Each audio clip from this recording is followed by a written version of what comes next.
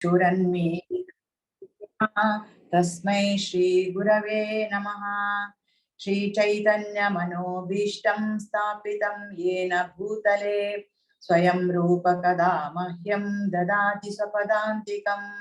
वन्देऽहं श्रीगुरो श्रीयुतपदकमलं श्रीगुरून् वैष्णवांश्च श्रीरूपं साग्रजातं सहगण रघुनाथान्वितं तं सजीवं साद्वैतं सावधूतं सपरिजन सहितं कृष्ण चैतन्य देवं श्रीराधा कृष्ण पादान् सहगण ललिता श्री विशाखान्वितांश्च।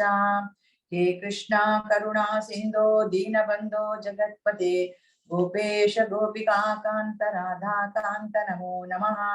तप्त कांचन गौरांगी राधे वृंदावनेश्वरी वृषभानुसुते देवी प्रणमामि हरिप्रिये। वाञ्छाकल्पतरुभ्यश्च कृपा सिन्धुभ्य एव च पतितानां पावनेभ्यो वैष्णवेभ्यो नमो नमः। श्री कृष्ण चैतन्य प्रभो नित्यानंद श्री अद्वैत गदाधर श्रीवासादि गौर भक्त वृंदा हरे कृष्णा कृष्ण कृष्णा हरे हरे हरे राम राम राम हरे हरे हरे कृष्णा कृष्ण कृष्णा हरे हरे हरे राम राम राम हरे हरे।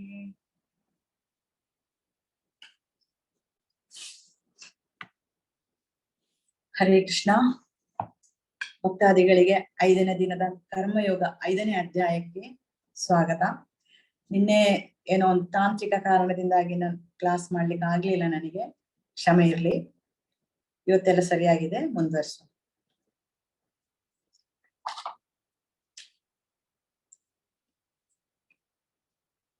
ಐದನೇ ಅಧ್ಯಾಯ ಕರ್ಮಯೋಗ. ಕರ್ಮ ಕೃಷ್ಣ ಪ್ರಜ್ಞೆಯಲ್ಲಿ ಕಾರ್ಯ, ಅಂದ್ರೆ ಕಾರ್ಯ ಕೃಷ್ಣ ಪ್ರಜ್ಞೆಯಲ್ಲಿ ಕಾರ್ಯ. ಕರ್ಮಯೋಗದ ಬಗ್ಗೆ ನಾವು 3ನೇ ಅಧ್ಯಾಯದಲ್ಲಿ ಕೂಡ ನೋಡಿದ್ದೇವೆ, ಯಾವ ರೀತಿ ಕರ್ಮ ಮಾಡ್ಬೇಕು ಅಂತ ಹೇಳಿ ಕೃಷ್ಣ ಹೇಳ್ತಾನೆ. ಅದನ್ನು 3, 4ನೇ ಅಧ್ಯಾಯದಲ್ಲಿ ಎಲ್ಲ ನೋಡಿದ್ದೇವೆ. ಪುನಃ ಈಗಲೂ 5ನೇ ಅಧ್ಯಾಯದಲ್ಲೂ ಕೃಷ್ಣ ಕರ್ಮಯೋಗದ ಬಗ್ಗೆ ಹೇಳ್ತಾನೆ. ಆದ್ರೆ ಯಾವ ರೀತಿ ಕರ್ಮ ಮಾಡೋದು? ಕೃಷ್ಣ ಪ್ರಜ್ಞೆಯಲ್ಲಿ ಕಾರ್ಯ ಮಾಡೋದನ್ನು ಕರ್ಮಯೋಗ ಅಂತ ಹೇಳಿ 5ನೇ ಅಧ್ಯಾಯದಲ್ಲಿ ಕೃಷ್ಣ ಹೇಳ್ತಾನೆ. ಈ ಅಧ್ಯಾಯದ ಮೊದಲಿಗೂ ಕೂಡ ಅರ್ಜುನ ಗೊಂದಲದಲ್ಲೇ ಇರ್ತಾನೆ, ಗಲಿಬಿಲಿಯಲ್ಲೇ ಇರ್ತಾನೆ.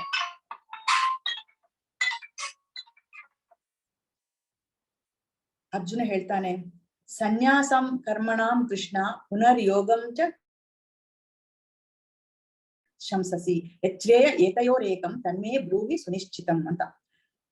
ಅರ್ಜುನನ ಗೊಂದಲ ಮುಗ್ದಿಲ್ಲ, ಅವನಿಗಿನ್ನೂ ಯುದ್ಧ ಮಾಡ್ಬೇಕು ಅಂತ ಹೇಳೋ ಇಚ್ಛೆ ಬರ್ಲಿಲ್ಲ. ಕೃಷ್ಣ ನಾನಾ ರೀತಿ ಹೇಳಿ ನೋಡ್ತಾನೆ, ಆದ್ರೆ ಅವನಿಗೆಲ್ಲ ಅದು ಒಂದಕ್ಕೊಂದು ಸಂಬಂಧ ಇಲ್ಲದ ಹಾಗೆ ಕಾಣ್ತದೆ. 2ನೇ ಅಧ್ಯಾಯದಲ್ಲಿ ಗೀತಾ ಸಾರ ಸಂಗ್ರಹದಲ್ಲೂ ಹೇಳ್ತಾನೆ, ನೋಡು ಅರ್ಜುನ, ಯುದ್ಧ ಮಾಡು, ನಿನ್ನ ಕರ್ತವ್ಯ ಅಂತ. 3ನೇ ಅಧ್ಯಾಯದಲ್ಲೂ ಕರ್ಮಯೋಗದ ಬಗ್ಗೆ ವಿವರವಾಗಿ ಹೇಳ್ತಾನೆ, ನಿನ್ನ ಕರ್ತವ್ಯ ಮಾಡು ಅಂತ ಹೇಳಿ.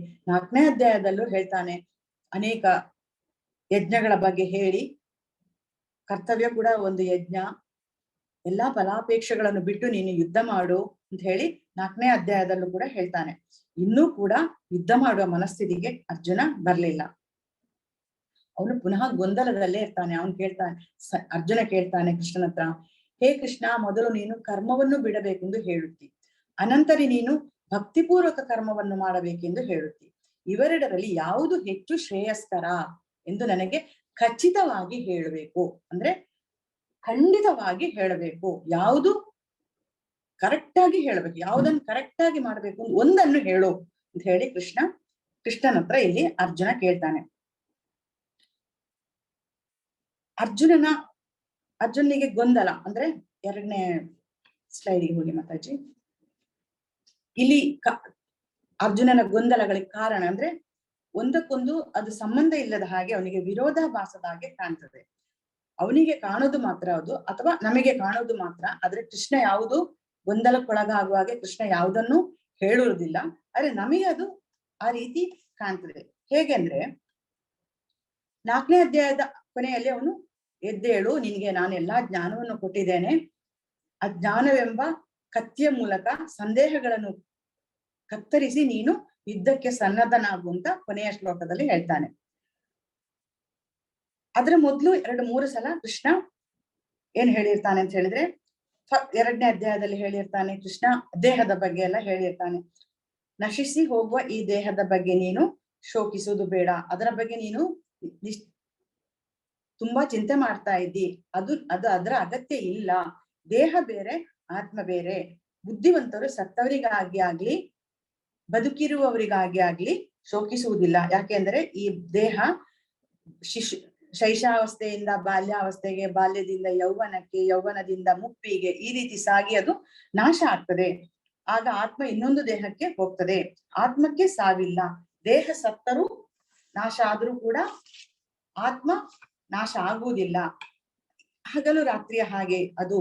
ಅಂದ್ರೆ ಒಂದ್ಸಲ ರಾತ್ರಿ ಆಗುದಕ್ಕೆ ಯಾರಾದ್ರೂ ರಾತ್ರಿ ಆಯ್ತು ಅಂತ ಹೇಳಿ ಯಾರಾದ್ರೂ ಅಳ್ತಾ ಕೂತ್ಕೊಳ್ತಾರ? ಇಲ್ಲ, ನಮಗೆ ಜ್ಞಾನ ಉಂಟು. ಯಾಕೆಂದ್ರೆ ಬೆಳಿಗ್ಗೆ ಆಗ್ತದೆ ಅಂತ ಹೇಳುವ ಒಂದು ಜ್ಞಾನ ಉಂಟು. ಆದ್ರಿಂದ ನಾವು ಅದಕ್ಕೆ ಅಳುವುದಿಲ್ಲ. ಅದೇ ರೀತಿ ಮಳೆಗಾಲ ಬಂದ್ರೆ ಅಯ್ಯೋ ಮಳೆ ಬರ್ತಾ ಉಂಟಲ್ಲ ಅಂತ ಹೇಳಿ ನಾವು ಅಳ್ತೇವಾ? ಇಲ್ಲ, ಮಳೆ 1-2-3 ತಿಂಗಳಲ್ಲಿ ಮಳೆ ನಿಲ್ತದೆ, ಆಮೇಲೆ ಬೇಸಿಗೆಗಾಲ ಬರ್ತದೆ ಅಂತ ಹೇಳುವ ಜ್ಞಾನ ನಮಗೆ ಉಂಟು. ಆದ್ರಿಂದ ನಾವು ಅಳುದಿಲ್ಲ. ಆದ್ರಿಂದ ಅಂತಹ ಜ್ಞಾನ ಬೇಕು ನಿನಗೆ. ಕೊಟ್ಟಿದ್ದಾನೆ ಕೃಷ್ಣ, ನಿನಗೆ ಆ ಜ್ಞಾನ ನಿನ್ನಲ್ಲಿ ಉಂಟು ಅಂತ ಹೇಳಿ ಕೃಷ್ಣ ಹೇಳ್ತಾನೆ. ನೋಡು, ಆತ್ಮ ಸಾಯುವುದಿಲ್ಲ, ಆತ್ಮಕ್ಕೆ ಸಾವಿಲ್ಲ. ಅದನ್ನು ಯಾವುದರಿಂದಲೂ ಕೊಲ್ಲಿಕ್ಕೆ ಸಾಧ್ಯ ಇಲ್ಲ. ಅದು ನಾಶ ಆಗುವುದಿಲ್ಲ. ದೇಹ ಮಾತ್ರ ನಾಶ ಆಗುವುದು.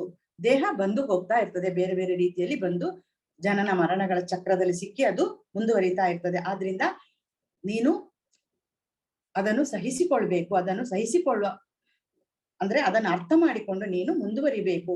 ಆತ್ಮಕ್ಕೆ ಸಾವಿಲ್ಲ, ಅದನ್ನು ಕೊಲ್ಲಲಾಗುವುದಿಲ್ಲ ಎಂದು ತಿಳಿದು ಸ್ಥಿತಪ್ರಜ್ಞನಾಗಿ ಸುಖ ದುಃಖ ಎರಡನ್ನೂ ಯಾವ ರೀತಿ ನಾವು ಸಮಾನವಾಗಿ ತಗೊಳ್ಳಿಕ್ಕೆ ನಮಗೆ ಆಗುದಿಲ್ಲ. ಅಂದ್ರೆ ನಾವು ತಗೊಳ್ಬೇಕಾಗ್ತದೆ.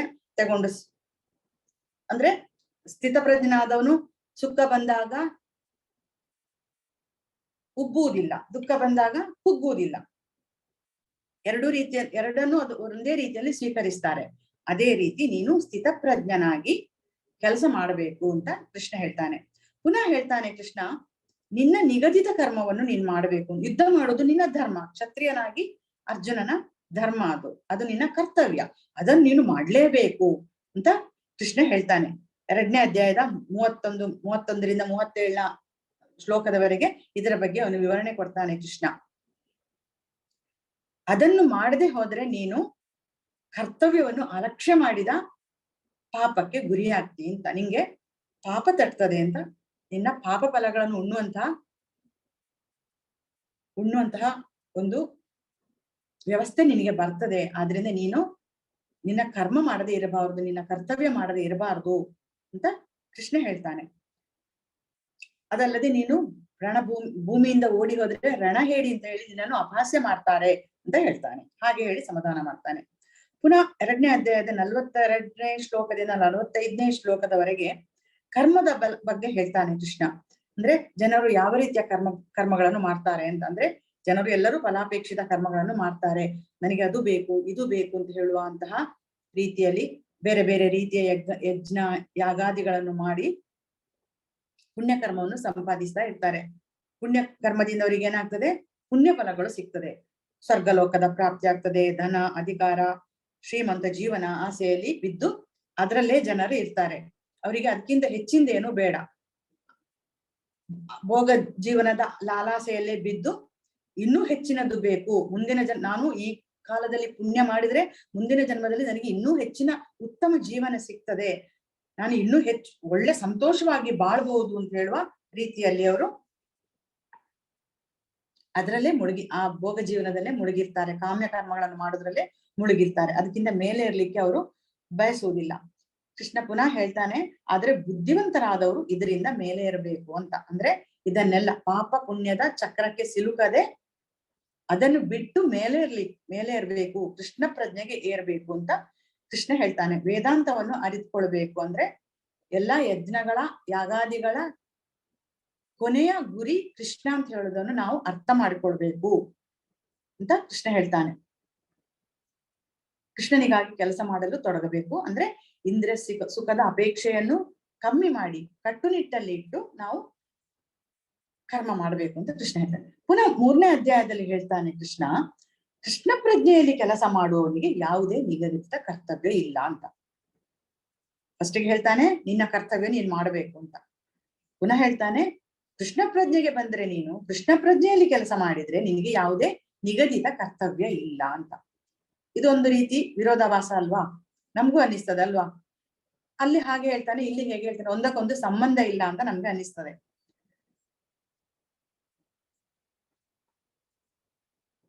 ಕೃಷ್ಣ ಪ್ರಜ್ಞೆಯಲ್ಲಿ ಇರುವವರು ಕೃಷ್ಣ ಪ್ರಜ್ಞೆಯಲ್ಲಿ ಕೆಲಸ ಮಾಡಿದ್ರೆ ಅವರು ಎಲ್ಲಾ ಅವರ ಕರ್ತವ್ಯಗಳನ್ನು ಮಾಡಿ ಮುಗಿಸಿದ ಹಾಗೆ ಅಂತ ಹೇಳಿ ಇಲ್ಲಿ ಕೃಷ್ಣ 3ನೇ ಅಧ್ಯಾಯದಲ್ಲಿ 17 ಮತ್ತು 18ನೇ ಶ್ಲೋಕದಲ್ಲಿ ಆ ರೀತಿ ಅರ್ಥ ಬರುವ ಹಾಗೆ ಹೇಳ್ತಾನೆ.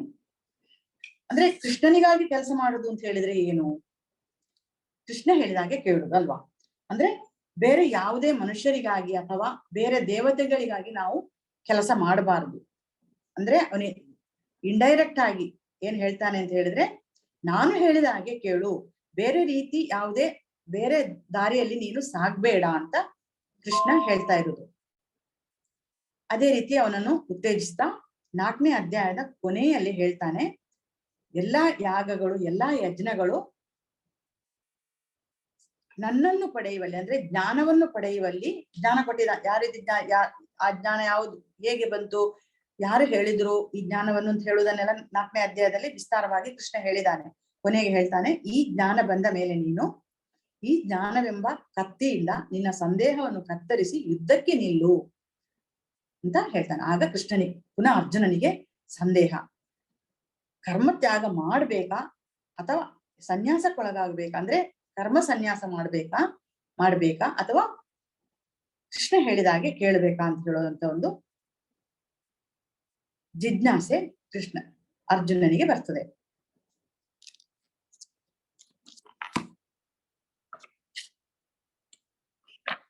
ಎರಡನೇ ಶ್ಲೋಕ, ಸನ್ಯಾಸಃ ಕರ್ಮಯೋಗಶ್ಚ ನಿಶ್ರೇಯಸಕರ ಉಭೌ ತಯೋಸ್ತು ಕರ್ಮ ಸನ್ಯಾಸಾತ್ ಕರ್ಮಯೋಗೋ ವಿಶಿಷ್ಯತೆ. ಈ ಪ್ರಶ್ನೆಗೆ ಉತ್ತರವಾಗಿ ಕೃಷ್ಣ ಹೇಳ್ತಾನೆ, ಭಗವಂತ ಹೇಳ್ತಾನೆ, ದೇವೋತ್ತಮ ಪುರುಷರು ಹೀಗೆ ಉತ್ತರಿಸಿದನು, ಕರ್ಮ ಸನ್ಯಾಸ ಮತ್ತು ಭಕ್ತಿ ಸೇವಾ ಕರ್ಮ ಎರಡೂ ಮುಕ್ತಿ ಪಥಕ್ಕೆ ಕೊಂಡೊಯ್ಯುತ್ತದೆ. ಆದರೆ ಇವೆರಡರಲ್ಲಿ ಭಕ್ತಿ ಸೇವಾ ಕರ್ಮವು ಕರ್ಮ ಸನ್ಯಾಸಕ್ಕಿಂತ ಉತ್ತಮ. ಅಂದ್ರೆ ಎರಡದರ ಗುರಿ ಕೂಡ ಒಂದೇ. ಆದ್ರೆ ಭಕ್ತಿಯಲ್ಲಿ ಫಲಾಪೇಕ್ಷಿತ ಕರ್ಮಗಳನ್ನು ತ್ಯಾಗ ಮಾಡಿ ಕೃಷ್ಣ ಹೇಳಿದ ಹಾಗೆ ಕೆಲಸ ಮಾಡಿದರೆ ಎರಡನೇ ದಾರಿ ಉತ್ತಮ, ಮೊದಲನೇದಕ್ಕಿಂತ ಎರಡನೇದ್ದು ಉತ್ತಮ ಅಂತ ಹೇಳಿ ಕೃಷ್ಣ ಹೇಳ್ತಾನೆ.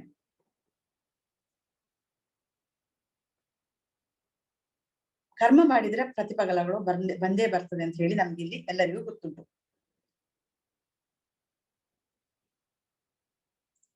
ನಾವು ಇಲ್ಲಿ ನಾನೊಂದು ಸಣ್ಣ ಕತೆ ಹೇಳ್ತೇನೆ ನಿಮ್ಗೆ, ಒಂದು ಉದಾಹರಣೆ ಸಹಿತ. ಕುರುಕ್ಷೇತ್ರ ಯುದ್ಧ ಮುಗ್ದ ಮೇಲೆ ಕೃಷ್ಣ ದ್ವಾರಕೆಯಲ್ಲಿ ರಾಜ್ಯ ಆಳ್ತಾ ಇರ್ತಾನೆ, ರಾಜನಾಗಿರ್ತಾನೆ. ಒಂದು ದಿನ ಅವನ ಮಕ್ಕಳು ಕೃಷ್ಣನ ಮಕ್ಕಳು ವಿಹಾರಕ್ಕೆ ಅಂತ ಹೋಗ್ತಾ ಕಾಡಿಗೆ ಹೋಗ್ತಾರೆ. ಕಾಡಿನಲ್ಲಿ ಬಾಯಾರಿಕೆ ಆಗ್ತದೆ ಅವರಿಗೆ.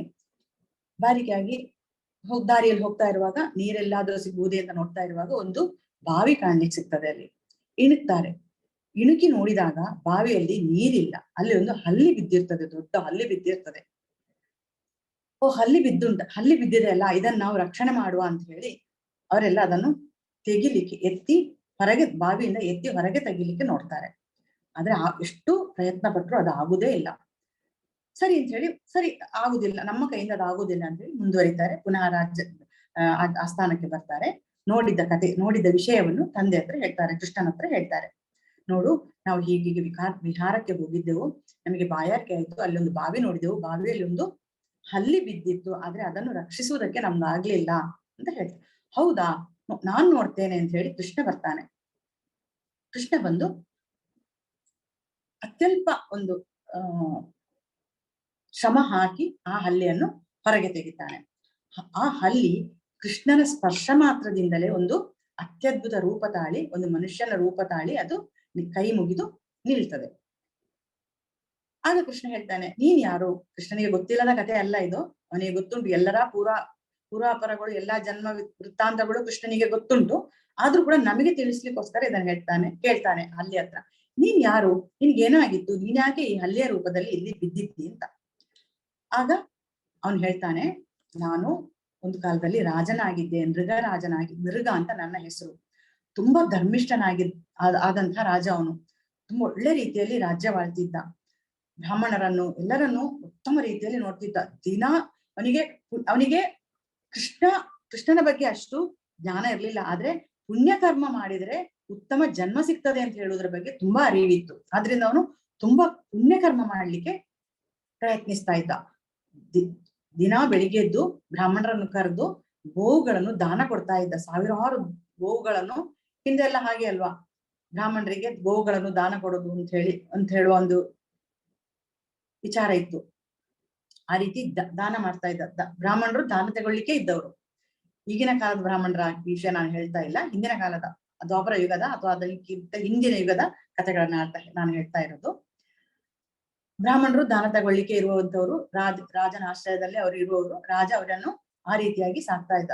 ಹಾಗೆ ದಿನ ಬೆಳಿಗ್ಗೆ ಎದ್ದು ಅವನ ಕರ್ಮಗಳನ್ನು ಮಾಡಿ ಬ್ರಾಹ್ಮಣರನ್ನು ಕರೆಯಿಸಿ ಗೋವುಗಳನ್ನು ದಾನ ಕೊಡ್ತಾ ಇದ್ದ. ಬರೀ ಗೋವುಗಳು ಮಾತ್ರ ಅಲ್ಲ, ಅವರಿಗೆ ವಾಸಿಸ್ಲಿಕ್ಕೆ ಮನೆ, ಜೀವನ ಮಾಡ್ಲಿಕ್ಕೆ ಭೂಮಿ, ದನ ಮೇಯಿಸ್ಲಿಕ್ಕೆ ಭೂಮಿ ಬೇಕಲ್ಲ, ಅದು ಭೂಮಿ ಇತ್ಯಾದಿಗಳನ್ನ ದಾನ ಮಾಡ್ತಾ ಇದ್ದ. ಒಂದು ದಿನ ಏನಾಯ್ತು ಅಂತ ಹೇಳಿದ್ರೆ, ಒಂದು ದನ, ಅವನು ದಾನ ಕೊಟ್ಟಂತ ಒಂದು ದನ ಬ್ರಾಹ್ಮಣನ ಕೈಯಿಂದ ತಪ್ಪಿಸಿಕೊಂಡು ಪುನಃ ಅವನ ಗೋಶಾಲೆಗೆ ಬಂತು. ಇದು ರಾಜನಿಗೆ ಗೊತ್ತಾಗ್ಲಿಲ್ಲ. ಪುನಃ ಅದೇ ದನವನ್ನು ರಾಜ ಇನ್ನೊಂದು ಬ್ರಾಹ್ಮಣನಿಗೆ ದಾನ ಕೊಡ್ತಾನೆ. ಆಗ ಹಿಂದಿನ ದಿನ ಬಂದ ಯಾರು ಆ ದನವನ್ನು ತಗೊಂಡು ಹೋಗಿದ್ರೋ ಆ ಬ್ರಾಹ್ಮಣ ಬಂದು ಹೇಳ್ತಾನೆ, ರಾಜ, ನಿನ್ನೆ ಈ ದನವನ್ನು ನೀನು ನಂಗೆ ದಾನ ಕೊಟ್ಟಿದ್ದಿ, ಅದು ನನ್ನ ಕೈ ತಪ್ಪಿಸಿ ಬಂದು ನಿನ್ನ ಗೋಶಾಲೆಯಲ್ಲಿ ಸೇರಿಕೊಂಡಿದೆ. ಆದ್ರಿಂದ ಆ ದನವನ್ನು ನಂಗೆ ಕೊಟ್ಟು ಬಿಡು, ಆ ದನ ನನ್ನದು ಅಂತ ಹೇಳ್ತಾನೆ. ಎರಡನೇ ದಿನ ಇವನು ದಾನ ಕೊಟ್ಟ ಆಗಿದೆ ಅಲ್ಲ, ಎರಡನೇ ಬ್ರಾಹ್ಮಣ ಹೇಳ್ತಾನೆ, ಇಲ್ಲ, ಈ ದನ ನನಗೆ ಸೇರಿದ್ದು, ಈ ದನವನ್ನು ಈ ರಾಜ ನನಗೆ ದಾನ ಕೊಟ್ಟಾಗಿದೆ, ಆದ್ರಿಂದ ಈ ದನದ ಮೇಲೆ ನನಗೆ ಅಧಿಕಾರ ಉಂಟು, ಈ ದನ ನನಗೆ ಸೇರಿದ್ದು.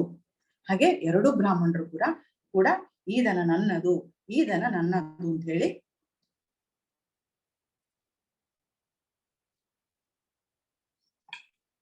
ಅವರ ನಡುವೆ ತುಂಬಾ ಚಕಮಕಿ ನಡೀತದೆ. ರಾಜ ತುಂಬಾ ಅವರನ್ನು ಸಮಾಧಾನ ಪಡಿಸ್ಲಿಕ್ಕೆ ನೋಡ್ತಾನೆ.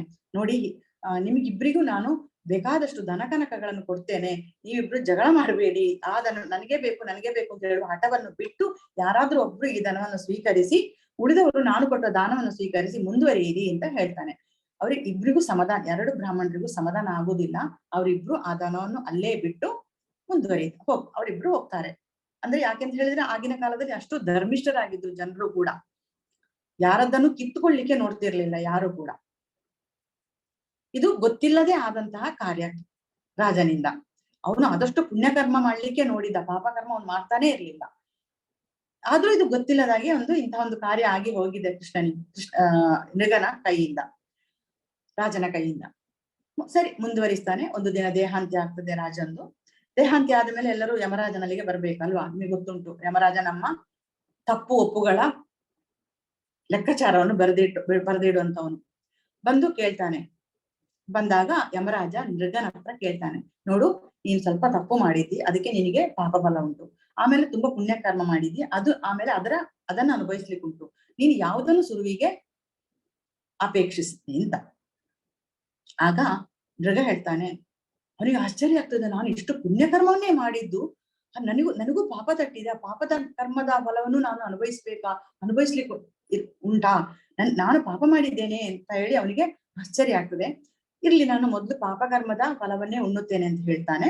ಆಗ ಯಮರಾಜ ಅವನನ್ನು ಹಲ್ಲಿಯನ್ನಾಗಿ ಮಾಡಿ ಈ ರೀತಿ ಬಾವಿಯಲ್ಲಿ ಬೀಳುವಂತಹ ಸ್ಥಿತಿ ಅವನಿಗೆ ಬರ್ತದೆ. ನೃಗರಾಜನಿಗೆ ಹಲ್ಲಿಯಾಗಿ ಪರಿವರ್ತನೆಗೊಂಡು ಒಂದು ಬಾವಿಯಲ್ಲಿ ಬೀಳುವಂತಹ ಒಂದು ಪರಿಸ್ಥಿತಿ ಬರ್ತದೆ. ಆದ್ರೆ ಕೃಷ್ಣನ ಸ್ಪರ್ಶ ಮಾತ್ರದಿಂದ ಅವನ ಆ ಹಲ್ಲಿಯ ಜನ್ಮ ಅಂತ್ಯ ಆಗ್ತದೆ, ಅವನಿಗೆ ಮೋಕ್ಷ ಸಿಗ್ತದೆ. ಅವನು ಪುನಃ ರಾಜನ ರೂಪಕ್ಕೆ ಬಂದು ಅಲ್ಲಿಂದ ಅವನು ಮೋಕ್ಷವನ್ನು ಪಡೀತಾನೆ. ಇಲ್ಲಿ ನಾನು ಏನ್ ಹೇಳಲಿಕ್ಕೆ ಬಯಸ್ತೇನೆ ಅಂತ ಹೇಳಿದ್ರೆ, ಪುಣ್ಯಕರ್ಮ ಮಾಡಿದ್ರು, ಪಾಪಕರ್ಮ ಮಾಡಿದ್ರು, ಗೊತ್ತಿದ್ದು ಮಾಡಿದ್ರು, ಗೊತ್ತಿಲ್ಲದೆ ಮಾಡಿದ್ರು ಕೂಡ ಅದಕ್ಕೆ ಫಲ ಉಂಟು. ಆದ್ರಿಂದ ನಾವು ಯಾವಾಗ್ಲೂ ಕೃಷ್ಣ ಪ್ರಜ್ಞೆಯಲ್ಲಿ ಇರ್ಬೇಕು. ಕೃಷ್ಣನಿಗೋಸ್ಕರ ಅವನು ದಾನ ಮಾಡ್ತಾ ಇದ್ರೆ ಈ ರೀತಿ ಅನುಭವಿಸುವಂತಹ ಕಷ್ಟ ಅವನಿಗೆ ಬರ್ತಿರ್ಲಿಲ್ಲ. ಅವನು ದಾನವನ್ನು ಮಾಡಿ ಪುಣ್ಯ ಪಡಿಬೇಕು ಅಂತ ಹೇಳೋ ಒಂದೇ ಉದ್ದೇಶದಿಂದ ಅವನು ದಾನ ಮಾಡಿದ್ದು. ಅಂದ್ರೆ ಉತ್ತಮ ಜನ್ಮ ಸಿಗ್ತದೆ, ಪುಣ್ಯ ಮಾಡಿದ್ರೆ ಉತ್ತಮ ಜನ್ಮ ಸಿಗ್ತದೆ, ಉತ್ತಮವಾಗಿ ಒಳ್ಳೆ ರೀತಿಯಲ್ಲಿ ನಾನು ಅನುಭವಿಸ್ಬೋದು ಅಂತ ಹೇಳಿ ಅವನು ಪುಣ್ಯ ಕರ್ಮವನ್ನು ಮಾಡಿದ್ದು. ಕೃಷ್ಣನಿಗೆ ಅವನು ಅದರ ಫಲವನ್ನು ಅರ್ಪಿಸ್ಲೇ ಇಲ್ಲ. ಆದ್ರಿಂದ ಇಂತಹ ಒಂದು ಕಷ್ಟಕ್ಕೆ ರಾಜ ಗುರಿ ಆಗ್ತಾನೆ. ಅದಕ್ಕೆ ಕೃಷ್ಣ ಹೇಳ್ತಾನೆ, ಇದೊಂದು ಕತೆ ಅಷ್ಟೇ, ಉದಾಹರಣೆ ರೂಪವಾಗಿ ನಾನು ಹೇಳಿದಂತಹ ಕತೆ, ಯಾವ ರೀತಿ ಕೃಷ್ಣ ಪ್ರಜ್ಞೆ ಮಾಡ್ಬೇಕು ಅಂತ ಹೇಳಿ. ಅಂದ್ರೆ ನಾವು ಕೆಲಸ ಮಾಡಬೇಕು, ಕೆಲಸದ ಎಲ್ಲಾ ಫಲಗಳನ್ನು ಕೃಷ್ಣನಿಗೆ ಅರ್ಪಣೆ ಮಾಡಿ ಮುಂದೆ ಸಾಕ್ತಾ ಇದ್ರೆ ನಮ್ಗೆ ಅದರ ಯಾವುದೇ ಕರ್ಮಗಳು ಅಂಟಿಕೊಳ್ಳುವುದಿಲ್ಲ ಅಂತ. ಕೃಷ್ಣನ ಕರ್ಮವನ್ನು ತ್ಯಾಗ ಮಾಡುವುದು ಮತ್ತು ಕೃಷ್ಣನಿಗೋಸ್ಕರ ಕೆಲಸ ಮಾಡುವುದು ಎರಡರ ಗುರಿ ಒಂದೇ. ಅಂದ್ರೆ ವಿಷ್ಣು ನಮ್ಮ ಗುರಿ, ಅವನಿಗೋಸ್ಕರ ಕೆಲಸ ಮಾಡುವುದು, ಅವನಲ್ಲಿಗೆ ಸಾಗುವಂತಹ ದಾರಿ ನಮ್ಮದು. ಇದು ಕರ್ಮ ಅಂದ್ರೆ ಕೃಷ್ಣನಿಗೋಸ್ಕರ ಕೆಲಸ ಮಾಡುತ್ತಾ ನಾವು ವಿಷ್ಣುವಿನಲ್ಲಿಗೆ ಸಾಗುವಲ್ಲಿ ಆ ದಾರಿಯಲ್ಲಿ ನಾವು ಹೋಗ್ಬೇಕು.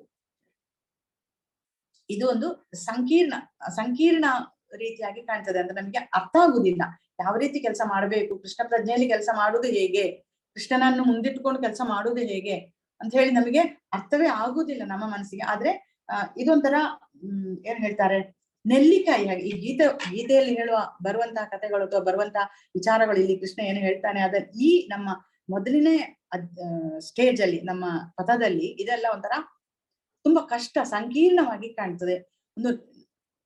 ಏನು ಉದಾಹರಣೆ ಕೊಡ್ಬೋದು ಅಂತ ಹೇಳಿದ್ರೆ, ಒಂದು ನೆಲ್ಲಿಕಾಯಿ ಹಾಗೆ. ನೆಲ್ಲಿಕಾಯಿ ಹೇಗೆ ತುಂಬಾ ಕಹಿ ಅಲ್ವಾ, ತಿನ್ಲಿಕ್ಕೆ ಆಗುದಿಲ್ಲ ನಮ್ಗೆ. ನಾವು ಮದ್ದು ಅಂತ ಹೇಳಿ ಅದನ್ನು ಔಷಧ ರೂಪದಲ್ಲಿ ನಾವು ಅದನ್ನು ಸೇವಿಸ್ತೇವೆ. ಯಾರಾದ್ರೂ ಹೇಳಿದ್ರೆ ನೆಲ್ಲಿಕಾಯಿ ತಿಂದ್ರೆ ಒಳ್ಳೇದು ಅಂತ ಹೇಳಿದ್ರೆ ನಾವು ಅದನ್ನು ತಿಂತೇವೆ. ಆದ್ರೆ ತುಂಬಾ ಕಹಿ, ಇಚ್ಛೆ ಪಟ್ಟು ತಿನ್ನೋದಿಲ್ಲ. ಆದ್ರೆ ನೆಲ್ಲಿಕಾಯಿ ತಿಂದು ನೀರು ಕುಡಿದ್ರೆ ನಮ್ಗೆ ಸಿಹಿ ಆಗ್ತದೆ. ಅದೇ ರೀತಿ ಭಗವದ್ಗೀತೆ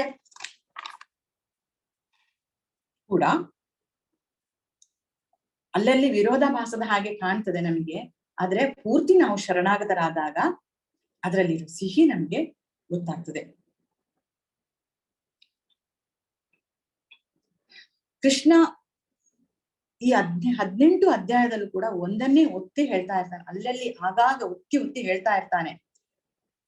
ಒಂದೇ ಕೃಷ್ಣ ಹೇಳಿದ್ದು ಒಂದೇ, ಕೃಷ್ಣ ಪ್ರಜ್ಞೆಯಲ್ಲಿ ಕೆಲಸ ಮಾಡು, ಬಂದಂತಹ ಪ್ರತಿಫಲಗಳನ್ನು ನನಗೆ ಅರ್ಪಿಸು ಅಂತ. ಒಂದು ಎರಡನೇ ಅಧ್ಯಾಯದಲ್ಲಿ ಒಂದು ಪ್ರಸಿದ್ಧ ಶ್ಲೋಕ ಇದೆ. ನಾವು ತುಂಬಾ ಸಲ ಎಲ್ಲರ ಬಾಯಿಂದಲ್ಲ ಅದನ್ನು ಕೇಳಿರ್ಬೋದು. ಯಾರಾದ್ರೂ ನಮ್ಮ ಹತ್ರ ಬಂದು ಹೇಳ್ತಾರೆ, ನೋಡು ನಾನು ಅವನಿಗೆ ತುಂಬಾ ಅವತ್ತು ಸಹಾಯ ಮಾಡಿದ್ದೆ, ಇವತ್ತು ನನ್ನನ್ನು ಅವನು ನೋಡುವಾಗ ನಾನೊಂದು ಸಹಾಯ ಅವನನ್ನು ಕೇಳಿ ಹೋಗುವಾಗ ಅವನಿಗೆ ನನ್ನ ಗುರುತವೇ ಸಿಗ್ಲಿಲ್ಲ ಅಂತ. ಆಗ ನಾವೇನ್ ಹೇಳ್ತೇವೆ, ಕರ್ಮಣ್ಯೇ ವಾದಿಕಾರಸ್ತೆ ಮಾಪಲೇಶು ಕದಾಚನ ಅಂತ ಹೇಳೋ ಒಂದು ಶ್ಲೋಕ ಉಂಟಲ್ಲ 2ನೇ ಅಧ್ಯಾಯದಲ್ಲಿ, ಅದನ್ನ ಚಂದವಾಗಿ ಹೇಳಿಬಿಡ್ತೇವೆ. ಎಲ್ಲರಿಗೂ ಗೊತ್ತುಂಟು ಕರ್ಮ ಮಾಡ್ಬೇಕು, ಕರ್ಮದ ಫಲಗಳನ್ನು ಅಪೇಕ್ಷಿಸಬಾರದು ಅಂತ ಹೇಳೋದು ಎಲ್ಲರಿಗೂ ಗೊತ್ತುಂಟು. ಆದ್ರೆ ನಾವು ಅದನ್ನು ನಮ್ಮ ನಿಜ ಜೀವನದಲ್ಲಿ ಅಳವಡಿಸಿಕೊಳ್ಳುವುದೇ ಇಲ್ಲ. ನಮ್ಗೆ ಹೇಳಲಿಕ್ಕೆ ಮಾತ್ರ ಅದು, ಆದ್ರೆ ಅದು ನಮಗೆ ನಿಜ ಜೀವನದಲ್ಲಿ ನಾವು ಕರ್ಮ ಮಾಡ್ತೇವೆ, ಅದರ ಪ್ರತಿಫಲಗಳನ್ನು ಅಪೇಕ್ಷೆ ಮಾಡ್ತಾ ಇರ್ತೇವೆ. ಅದಕ್ಕೆ ಇನ್ನೊಂದು ರೀತಿ ಹೇಳ್ತಾರೆ, ಮುಕ್ತಿಯನ್ನು ಸಾಧಿಸಲು ಕಾತರರಾಗಿರುವ ವ್ಯಕ್ತಿಗಳು ದೇವೋತ್ತಮ ಪರಮಪುರುಷನಿಗೆ ಸಂಬಂಧಿಸಿದ ವಿಷಯಗಳನ್ನು ಐಹಿಕವೆಂದು ಭಾವಿಸಿ ತ್ಯಜಿಸಿದರೆ ಅವರ ತ್ಯಾಗವನ್ನು ಅಪೂರ್ಣ ಎಂದು ಹೇಳಲಾಗುತ್ತದೆ. ಅಂದ್ರೆ ಕೃಷ್ಣನಿಗಾಗಿ ಮಾಡುವ ಕೆಲಸಗಳು ಕೂಡ ಐಹಿಕ ಅಂತ ಹೇಳಿ, ಅಂದ್ರೆ ಅದಕ್ಕೂ ಕೂಡ ಪ್ರತಿಫಲಗಳು ಬರ್ತದೆ ಅಂತ ಹೇಳಿ ಯಾರಾದ್ರೂ ಭಾವಿಸಿ ಕೆಲಸ ಮಾಡದೇ ಇದ್ರೆ ಅದು ಅಪೂರ್ಣ, ಅದಕ್ಕೆ ಅದು ಒಳ್ಳೇದಲ್ಲ ಅಂತ ಹೇಳುವ ರೀತಿ ಕೃಷ್ಣ ಹೇಳ್ತಾನೆ.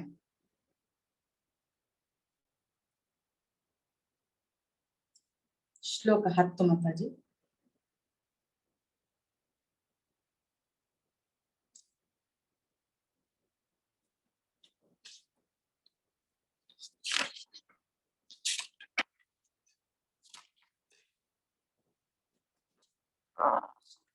ಹತ್ತನೇ ಶ್ಲೋಕದಲ್ಲಿ ಕೃಷ್ಣ ಹೇಳ್ತಾನೆ, ಬ್ರಹ್ಮಣ್ಯಾದಾಯ ಕರ್ಮಾಣಿ ಸಂಗಂ ತ್ಯಕ್ವಾ ಕರೋತಿ ಯಃ ಲಿಪ್ಯತೇನ ಸಪಾಪೇನ ಪದ್ಮಪತ್ರ ವಿವಾಂಬಸ.